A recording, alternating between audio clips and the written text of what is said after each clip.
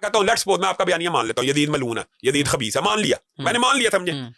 اسلام کے کسی رکن کو کوئی فرق پڑتا؟ آپ کا خیال ہے آپ اس کے اگر آپ نے یہ بنوانا تو آپ سیدنا حسن حسین کی شان ہم سے بیان کروائیں، ہم نہ کریں پھر کے ان کی شان آپ کے منہ سے بیان کروانے کی مجھے ضرورت اس لیے نہیں ہے کہ نبی پاک صلی اللہ علیہ وسلم کے منہ سے بیان ان کو جنت کے سردار ڈکلیئر کر کے چلے گئے. جس جنت کے وہ سردار ہیں نا، اس جنت میں آج کے نیک لوگوں سے لے کے نا صحابہ کرام اور انبیاء کرام تک سب ہوں گے. اچھا مجھے اس جنت کے وہ سردار ہیں، تو ان کی تعریف بیان کروانے کی ضرورت کسی سے نہیں ہے. آپ یہ جو بات کر رہے ہیں اس سے یہ مفہوم نہیں نکلتا کہ وہ نبیوں کے بھی نوجوانوں کے سردار ہیں. نوجوانوں سے مراد یہ ہے کہ جو نوجوان دنیا سے گئے ہیں ان کے وہ سردار ہیں. اچھا ایک دفعہ نا ایک ضعیف خاتون نبی پاک صلی اللہ علیہ وسلم کے پاس آئی، حدیث سنانے دیں.